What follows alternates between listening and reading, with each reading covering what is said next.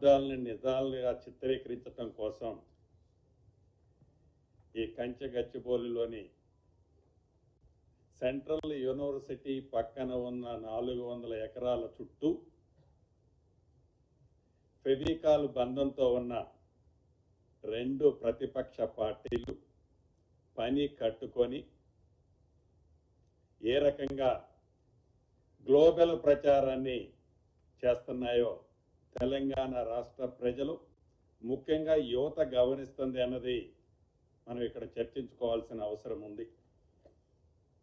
ప్రధానంగా 2 దశాబ్దాల నుంచి సాధించుకున్న తెలంగాణ వచ్చి దశాబ్దం ఆనాటి ప్రభుత్వం కూడా మొదటి 7-8 సంవత్సరాలు వదిలేయండి, 2014 నుంచి 2024 వరకు ఆ 10 సంవత్సరాలలో ఏదైతే ఈ 400 ఎకరాలకు సంబంధించిన అంశం సుప్రీంకోర్టులో ఉంటే ఆ భూమిని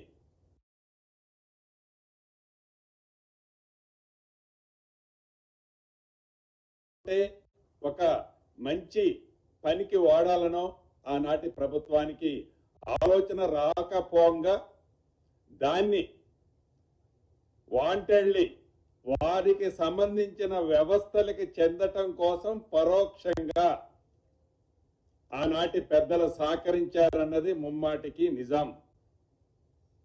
అంతేకాదు, ఏదైతే ఇందాక చెప్పిన ఫెవికాల్ బంధంతో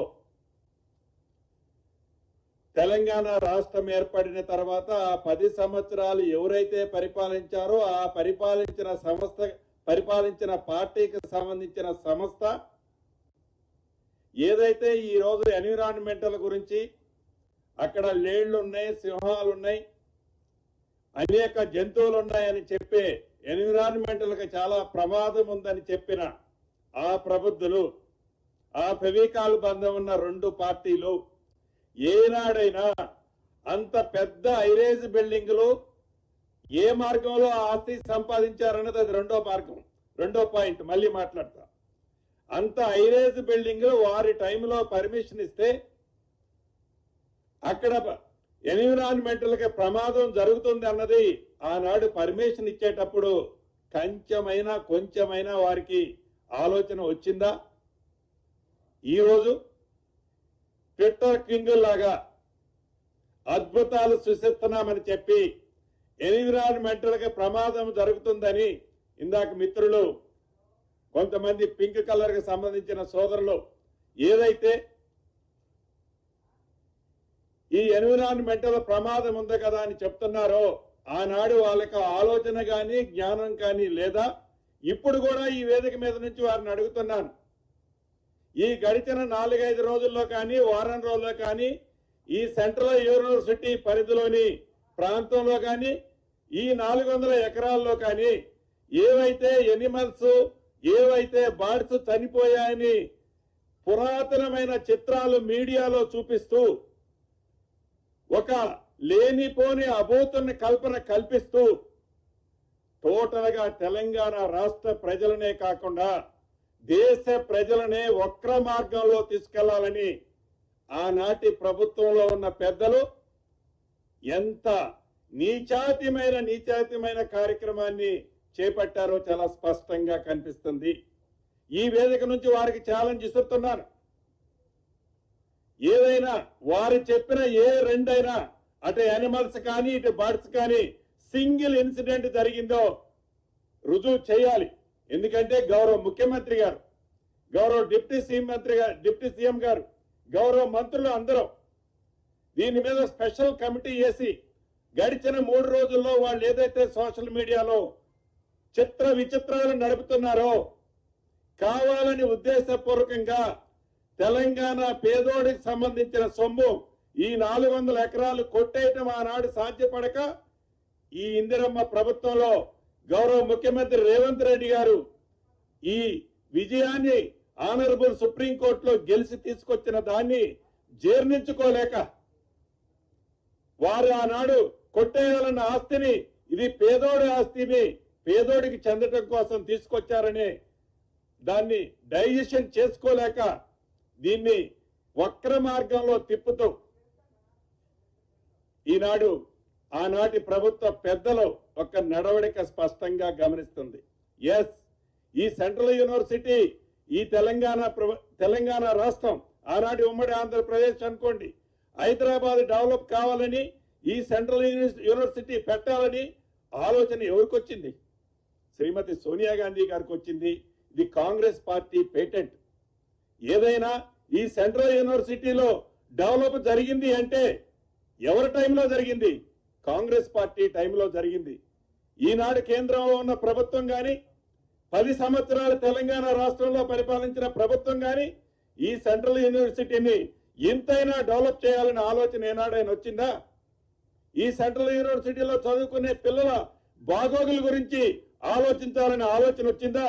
ఎస్, మా డిప్యూటీ సీఎం గారు కానీ, మా శ్రీధర్ బాబు గారు కానీ ఈ central university old students definite గా కేబినెట్ లో కూడా ఈ రోజు ఉదయం గౌరవ ముఖ్యమంత్రి గారిని కూడా ఏదైతే అక్కడ ఉన్న విద్యార్థుల బాగోగుల కోసం, వాళ్ళ మనోభావాల కోసం, అక్కడ పనిచేసే అనేక సంఘాలు, ఏదైతే ఎన్విరాన్మెంటల్ కోసం చేసే సంఘాలు, వాళ్ళ మనోభావాలు ఎట్టి పరిస్థితుల్లో దెబ్బతినకుండా, అది రాకుల విషయంలో కానీ, అదే రకంగా లేకుల విషయంలో కానీ ఎక్కడ దెబ్బ తగలకుండా, ఎక్కడ నష్టం జరగకుండా, ఎక్కడ ఎన్విరాన్మెంటల్ డ్యామేజ్ జరగకుండా ఒక మంచి అద్భుతమైన ప్రాజెక్టు లాగా ఒక అద్భుతమైన కార్యక్రమాన్ని చేపట్టాలని ఓల్డ్ స్టూడెంట్స్ ఇద్దరు ఇందాక మార్నింగ్ ముఖ్యమంత్రి గారితో కూడా మాట్లాడటం జరిగింది.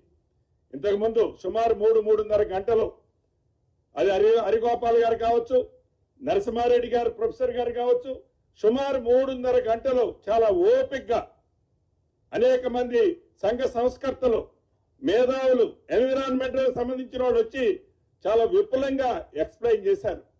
ఈ ప్రభుత్వానికి ఏమి స్వార్థం ఉందేడా అంటే, ఈ యూనివర్సిటీ ముసుగులో ఆనాటి పెద్దలు ఆ 400 ఎకరాలు కొట్టకుండా మిగిలిన దాన్ని తిరిగి తెలంగాణ ప్రభుత్వానికి పేదోడికి ఇప్పేయటం తాపత్రయపడే ఈ ప్రభుత్వానికి తప్ప,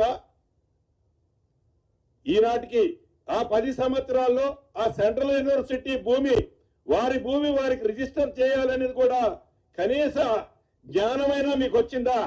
ఈనాడు చూపిస్తున్నారు ప్రేమ.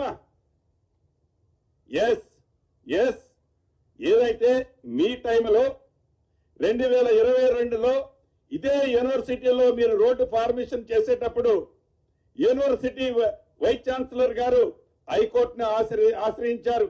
మీరు రోడ్డు వేయొద్దని ఆశ్రయించినప్పుడు హైకోర్టు చాలా స్పష్టంగా చెప్పింది, ఈ భూమి మీద ఏ రకమైన టైటిల్, నాట్ ఓన్లీ 400 ఎకర్స్ గురించి చాలా స్పష్టంగా ఒక పేరా ఇచ్చింది. మొత్తం భూమి మీద మీకు ఏ రకమైన రైట్ లేదని కూడా ఇచ్చింది. మేము అట్లా అనటంలే. ఏదైతే ఈనాడు సెంట్రల్ యూనివర్సిటీలో అది 1500 ఎకరాలు ఉందా, 1525 ఎకరాలు ఉందా, డెఫినెట్ గా రెవెన్యూ మంత్రిగా నేను కానీ, డిప్యూటీ సీఎం గారు కానీ, శ్రీధర్ బాబు గారు కానీ, గౌరవ ముఖ్యమంత్రి గారు మాకు సూచించారు ఉదయమో, అది ఎంత భూమి ఉంటే అంత భూమి, ఒక్క అంగుళం కూడా సెంట్రల్ యూనివర్సిటీకి సంబంధించిన భూమిని తగ్గకుండా, గత ప్రభుత్వాల లాగా మాయ మాటలు చెప్పకుండా తప్పకుండా ఈ ప్రభుత్వం దానికి మొత్తం టైటిల్ ఇవ్వాలని ఈ ప్రభుత్వం నిర్ణయించుకుంది. ఆ విద్యార్థులకి మంచి భవిష్యత్తు ఇవ్వటం కోసం ఎంతవరకైనా ఈ ప్రభుత్వం చేయాలి అంటే చిత్తశుద్ధితో చేయాలని ఈ ప్రభుత్వం ఉంది. ఈ ప్రభుత్వాన్ని మీరు శంకించేది, ఈ ప్రభుత్వం మీదన గుడ్డ కాల్చి మీరు వేసేది. ఆ 400 ఎకరాలు ఏమి బట్టి గారు తీసుకోవాలనా, శ్రీధర్ బాబు గారు తీసుకోవాలనా, నేను తీసుకోవాలనే?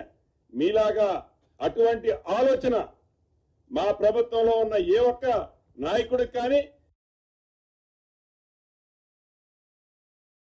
ఎంతసేపు ఏదేస్తే వాళ్లే కదా తుడుచుకునేది, ఆ మసి తుడుచుకోవాల్సింది వాళ్లే కదా అనే తాపత్రయమే తప్ప రెచ్చగొడతారు, విద్యార్థుల్ని రెచ్చగొడతారు.